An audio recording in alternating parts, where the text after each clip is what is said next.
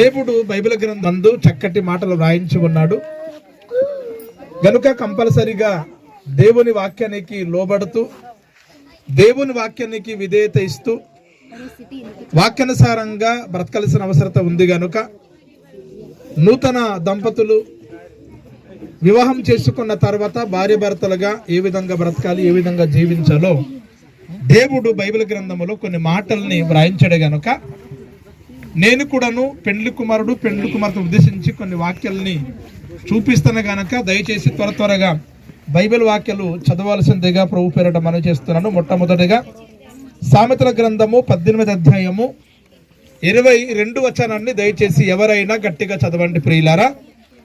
భార్య దొరికిన వానికి మేలు దొరికెను, అట్టివాడు యెహోవా వలన అనుగ్రహము పొందినవాడు. చాలండి. ప్రియమైనటువంటి దేవుని వర్లారా, ఇక్కడ ఒక మాట వ్రాయబడింది, భార్య దొరికిన వానికి మేలు దొరికెను. ప్రియులారా, వెండి దొరికిన వానికి మేలు దొరికినసి లేదు, బంగారం దొరికిన వానికి మేలు దొరికినసి లేదు, 2-3 అంతస్తులు బిల్డింగ్లు కట్టబడినటువంటి వ్యక్తిని మేలు దొరికినట్లుగా కాదు గాని ప్రియులారా, భార్య దొరికిన వానికి మేలు దొరికెను. నిజమే. ఎందుకంటే వివాహం కానప్పుడు పురుషుడు ఒంటరిగా ఉంటాడు. అందరు వివాహాలు చేసుకుంటుంటారు, పిల్లలకంటూ ఉంటే ప్రియులారా ఇతనికి మాత్రము వివాహం ఉండదు, పెళ్లి పిల్లలు ఎటువంటిది కుటుంబ బాధ్యతలు ఉండవు. అక్కడ మానసికంగా శారీరకంగా కృంగిపోతూ ఉంటాడు.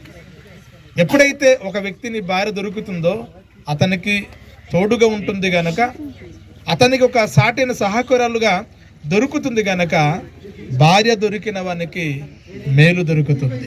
కనుక ఈరోజు రాంబాబుని మేలు దొరికింది. ఏటి మేలు అంటే వెండి బంగారము మేడ మీద ఆస్తులు కాదు కానీ మరి కొన్ని నిమిషాలు తర్వాత ఆయన వివాహం చేసుకోబోతున్నాడు గనక అతనికి మేలు దొరికింది అని ఖచ్చితంగా రాంబాబు తెలుసుకోవాలి.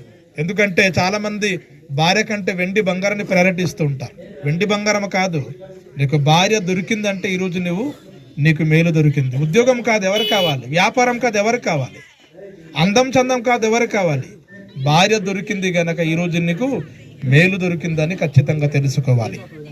రెండవదిగా ప్రియులారా, మరి ఎఫెసీ పత్రిక 5:25 వచనం, పురుషులారా మీరును మీ భార్యలను ప్రేమించుడి. చాలు. ఇక్కడ చూసినట్లయితే పురుషులారా మీరు మీ భార్యలను ప్రేమించాలి. చాలా మంది పెళ్లి చేసుకుంటారు కానీ భార్యని ప్రేమించడానికి చేత కాదు. అర్థమైందండి? పెళ్లి చేసుకుంటారు వాట్సాప్ ద్వారా, ఫేస్బుక్ ద్వారా, ఇన్స్టాగ్రామ్ ద్వారా, ఫోన్స్ ద్వారా, వీళ్ళకి వాళ్ళకి పట్టి వివాహం అయితే చేసుకుంటారు కానీ భార్యని ఎలా ప్రేమించాలో చాలా మందికి చేత కాదండి.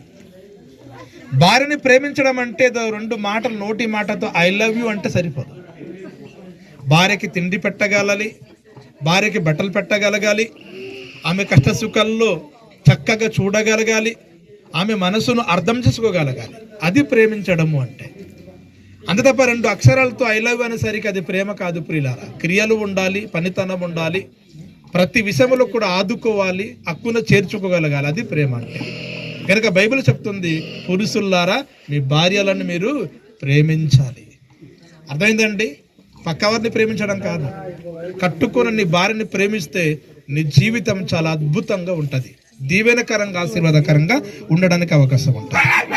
ఇకపోతే ప్రియులారా 29వ వచనం చదవండి. 29వ వచనం, తన శరీరమును ద్వేషించిన వాడు ఎవడును లేడు గాని ప్రతివాడును తన శరీరాన్ని పోషించి సంరక్షించుకొనును. చాలు ప్రియులారా, ఇక్కడ శరీరాన్ని ఎగ్జాంపుల్ తీసుకుంటున్నాడు. భార్యని దేవుడు శరీరాన్ని ఎగ్జాంపుల్ తీసుకుంటున్నాడు. ఇప్పుడు మీరు ఉన్నారనుకోండి, మీ శరీరాన్ని ఎవరు కూడా ద్వేషించారు. మీ శరీరము నల్లగా ఉన్నా, మీ శరీరము వైట్గా ఉన్నా, మీరు పొడవుగా ఉన్నా, పొట్టిగా ఉన్నా, అందముగా ఉన్నా, అందవికారంగా ఉన్నా, మీరు నల్లగా ఉన్నా, మీ శరీరము ఎలా ఉన్నా మీ శరీరాన్ని ఖచ్చితంగా మీరు ఏం చేస్తారు? పోషిస్తారు, ప్రేమిస్తారు. కోటి విద్యలు కూటి కొరకని చెప్పారు. ఉదయం నుండి రాత్రి వరకు ఎందుకు కష్టపడుతున్నామంటే ఇదిగో ఈ శరీరం కోసమే.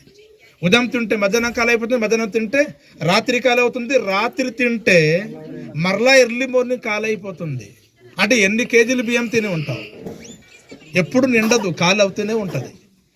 గనుక ఈ శరీరానికి ఎలాగైతే నీవు పోషిస్తూ ఉన్నావో సేమ్ అదే విధంగా నీ భార్యని కూడా నీవు పోషించాలి అట.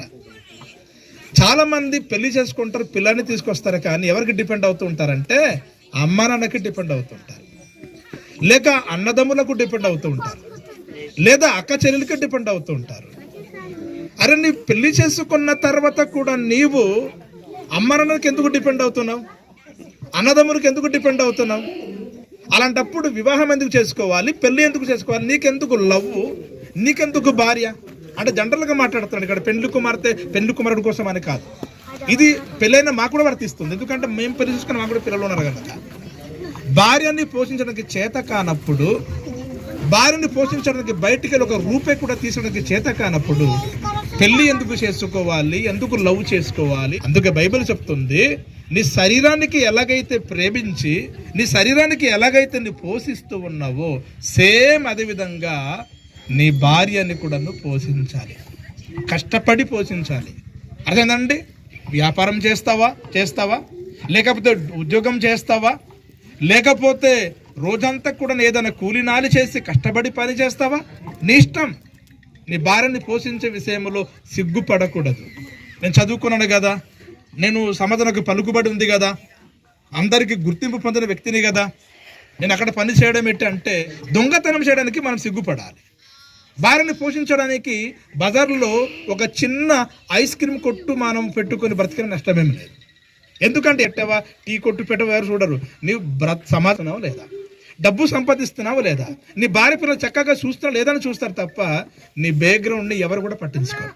కనుక కంపల్సరీగా నీ శరీరాన్ని ఎలాగైతే పోషిస్తున్నావో సేమ్ అదే విధంగా నీ భార్యని కూడా పోషించాలి. అంతకుండా రెండో మాట అక్కడ ఉంటుంది. ఏమని ఉంటుంది అక్కడ? సంరక్షించాలన్న మాట ఉంటుంది. ఉందా మాట? అంటే నీ శరీరాన్ని ఎలా అయితే సంరక్షిస్తున్నావో నీ భార్యని కూడా సంరక్షించుకోవాలి. అంటే సంరక్షించడం అంటే అర్థం ఏంటి?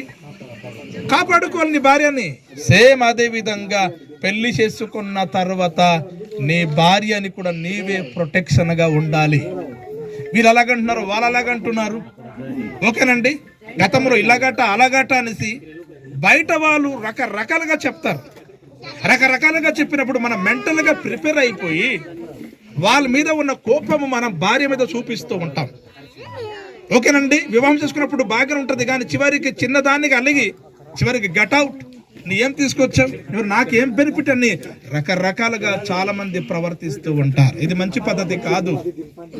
కనుక నీ భార్యని ప్రొటెక్షించే వాళ్ళు మీ అమ్మనన్న కాదు, మీ అన్నదమ్ములు కాదు, మీ అక్కచెల్లెలు కాదు, కానీ వివాహం చేసుకున్నందుకు నీవే నీ భార్యని సంరక్షకుడుగా ప్రొటెక్షన్గా ఉండాలి అని పరిశుద్ధ లేఖనాలు సెలవిస్తూ ఉన్నాయి.